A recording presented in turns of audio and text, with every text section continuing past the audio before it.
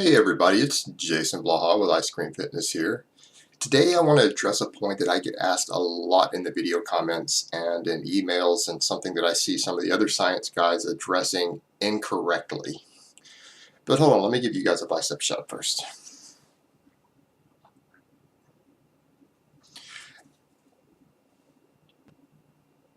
Alright, I get asked a lot why anybody would bulk enough to gain any fat. Why don't they just eat enough calories to gain the amount of muscle that they know they're capable of gaining per month, whether it's half a pound, 1 pound, a pound and a half of muscle, and just stop there so that they can make completely clean, lean gains.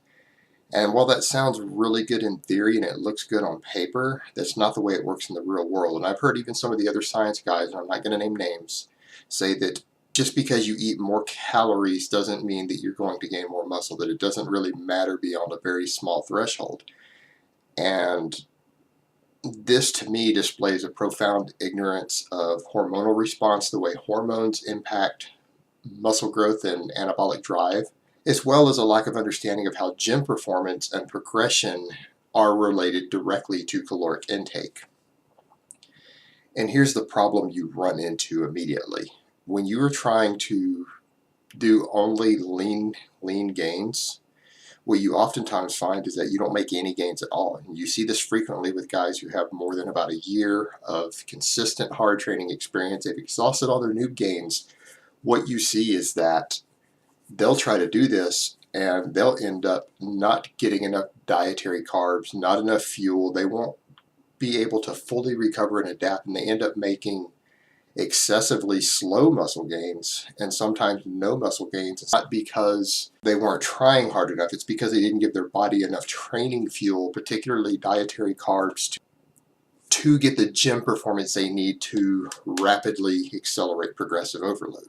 And this is something that you find, is that as body weight increases, even if it's body weight through extra glycogen storage because you're overeating carbs and you're eating a very high carb diet, even if you're only on a 400 or 500 calorie surplus, is that you get additional leverage. You gain strength easier. You see improved performance more quickly, which translates directly into muscle growth. And if you're not getting enough training fuel to fuel those sessions to their maximum potential, you are going to gain less muscle mass, regardless of what else you are doing. So there's that aspect to consider, and then there's the aspect to consider of the hormonal response. So you're going to get better body composition by keeping dietary fat down at the minimums and just increasing carbs. And the thing to remember is that the more carbs you eat when training hard, you not only see the performance increase, but there's a synergy there because of the insulinogenic response. And the more total circulating insulinogenic activity you have, particularly if you have a high insulin sensitivity from high volumes of training, the faster you're going to gain muscle tissue, the better muscle protein synthesis you're going to have. And there is almost no upper threshold on this. You will gain more muscle on 1,000 grams of carbs a day than you will 500. Period. And it's purely due to hormonal response. Now, is it going to be a lot more? Probably not. So this is the problem we get into, is how do you balance it out? And that's why I recommend for clean bulking 10 to 20% surpluses. It's not because you won't gain muscle. If you go more, you will. If you eat 2,000 calories of surplus carbs every day, if your maintenance is 3,000 and you eat 5,000 calories and you just load an extra 2,000 carbs a day to get there, you're going to gain muscle faster.